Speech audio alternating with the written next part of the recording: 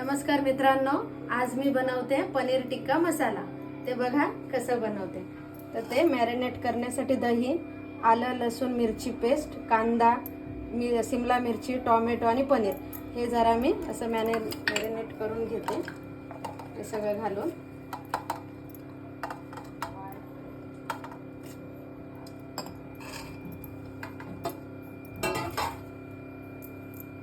दही घातले मी हे आणि थोडीशी हळद आणि धना जिरा पावडर हे थोडंसं अर्धा तास असं मॅरिनेट करून ठेवून द्यायचा।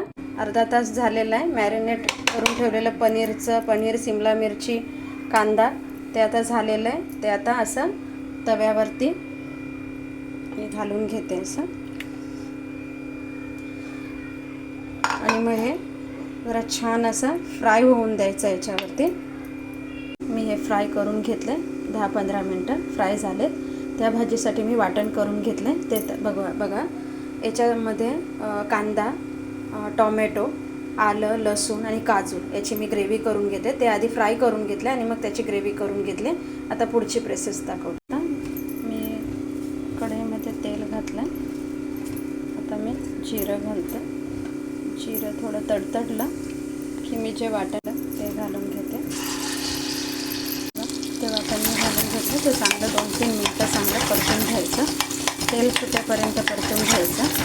मीठ घालायचं अगदी कमी, बघू शकता।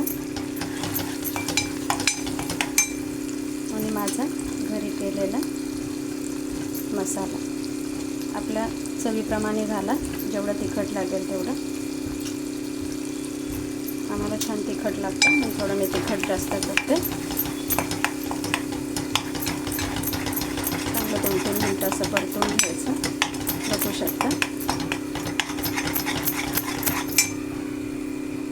परतून घ्यायचं याचं जसं जेवढं लागेल तेवढंच घाला।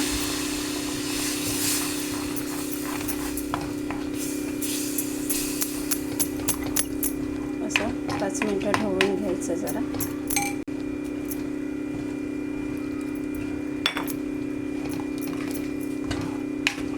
घेतलेले पनीर, शिमला मिरची, कांदा, टोमॅटो ते मी याच्यामध्ये घालून घेतलं, बघू शकता।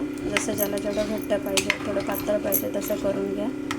मी असं ठेवते। उचल आणि घे तू, चालू करते।